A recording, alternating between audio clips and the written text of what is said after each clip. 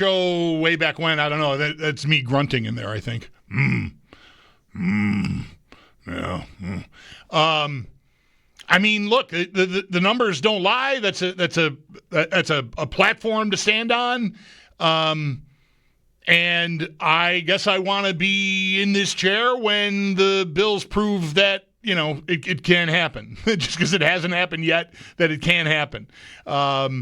It'd be one thing if there were dips and valleys and just, sloppiness, but there's not.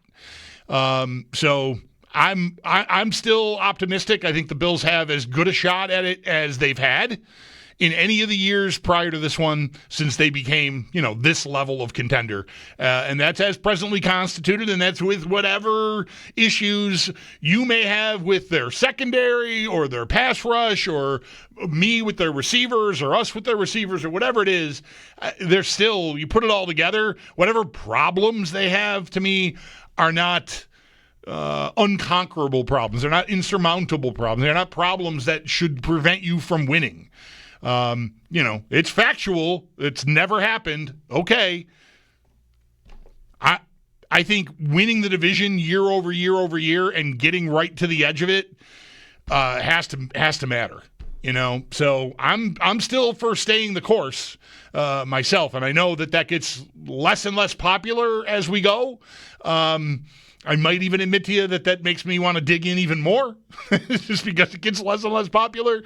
The mounting tide can overwhelm you at times, and you sort of go, okay, well, I guess I agree. You're right. They should fire him. I'm done. I don't know. Think of a better idea. I don't like, I'll stop. I'll start taking calls and see where we go, because there's lots of time to say all the things that I'd like to say. 803-0550. Where's your hope tank on the Bills winning the Super Bowl at this point here, midsummer, a week out from training camp? RJ will lead us off in this segment. Hi, RJ. Thanks for calling. You're on WGR. Hey, guys. So listen, I really feel sometimes on WGR, be it the morning show, afternoon, you guys, sometimes that when people say McDermott has to go, that we get looked at like, hey, you guys aren't sports experts. What do you know? Stop saying this. But my point is here, there's been better coaches that have been fired. Let's just look this past year. The Denver Nuggets coach, Mike Malone, gets fired 3 games before the playoffs. He just won a championship in the last 2 years. The man got fired. So McDermott is not untouchable. He's not a guy that's, hey, don't worry, he'll be here forever. One day he'll do it. I mean, look at Yankee coach Joe Torre, won World Series. When he wasn't winning anymore, see you later. I mean, he didn't win World Series, but they made it to the playoff. But that's not the point of what a team's supposed to do. It's not the point to get to the championship, AFC championship, and lose every year. Yeah, it makes you feel good till you get there. The next day we complain about why we lost. So we're not getting rid of Josh Allen. We're not going to get rid of some other stars in our team. So what do? We have to shake something up, and we have to do something different to get the years out of Josh Allen that we're going to lose if we don't do something. Just so you know, I'll say this to you plainly. I don't feel that way. I know how it sometimes sounds. I mean, we argue. I mean, for sure. And there are certain people that come to mind here that I haven't heard from in a while that can really push the buttons on me. So I know it gets aggressive. But I definitely don't think that the opinion that the Bills should be better at head coach is invalid in any way, RJ. I mean, there's enough people out there that believe it, and I don't think you're all nuts. I don't agree.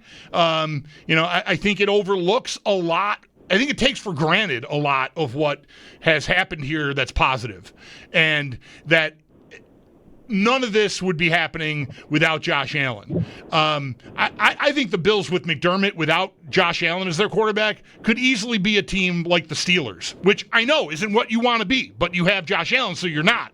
But I think this is a very well-run organization. I believe in the culture that McDermott has built here. I know that can be a dirty word because it gives him credit for it, but they have built a program there from where they took over to where they are now. It doesn't even seem like the same organization, and soon it definitely won't when they're in a brand new stadium across the street. So I just don't want to take for granted all the stuff that McDermott has done and gotten right.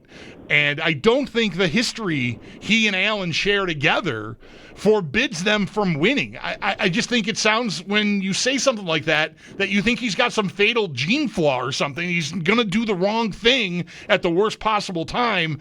And I don't know, man. It's a very small sample size of those moments. And yeah, I know they haven't always come through, but I just think it ignores a lot of positive that's happened. So I don't know. I hope we're cool here, right? I mean, I don't think you're a jerk for not wanting the coach to stay. I mean, I'm cool with that. I disagree. I just don't think we have the time. I mean, we're going to lose these next years, and that's, again, hope is great. We have hope every year now because of Josh Allen. I'm not saying the hope is because of McDermott.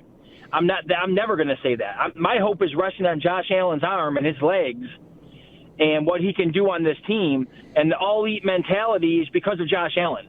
It's not because of the players around him. He makes every single player elevated and look like not a star, but good enough to be on a team that goes to the AFC Championship. I don't want to be a Pittsburgh Steelers. Is what I don't want to be. No, sure. No, you don't.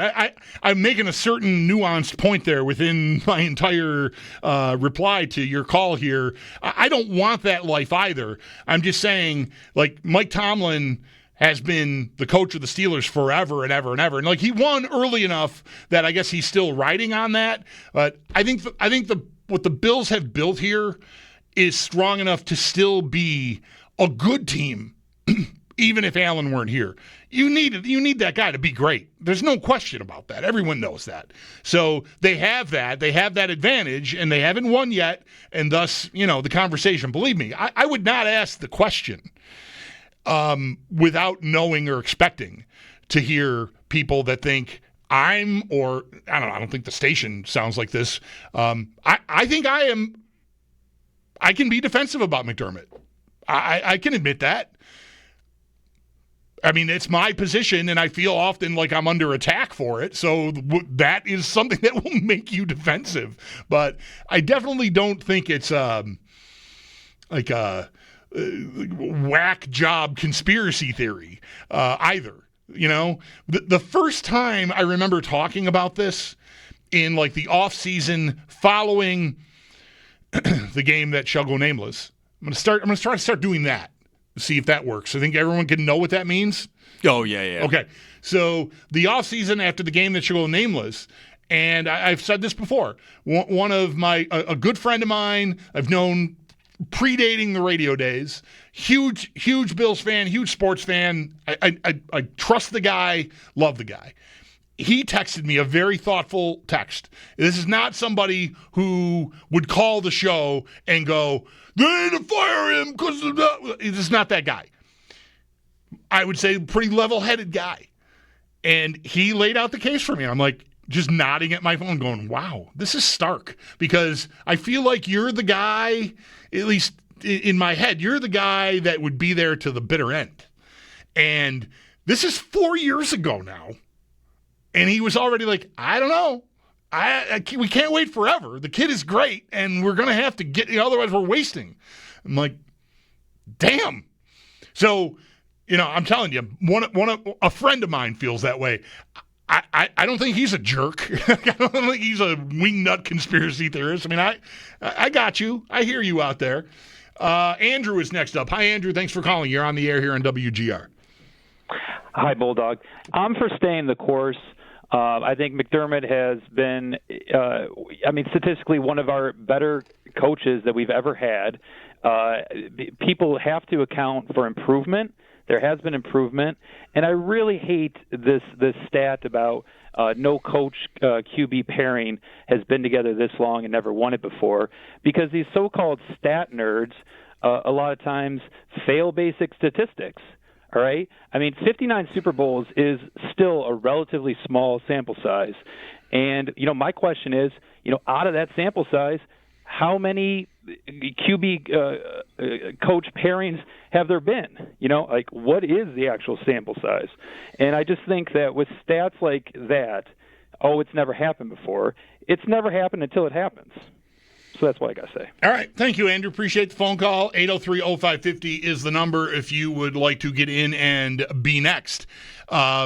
Matt Waldman coming up at the top of the hour. Matt Verderam at 5. I got a couple things I want to mention with Matt that I hope I'm to say it now so I can plant a seed for myself. This is me setting an alarm because he had a post about a cross-country trip he took recently and some help he received in a truck stop that absolutely I just looked so on point, just a perfect commentary, and I want to make sure and mention that to him.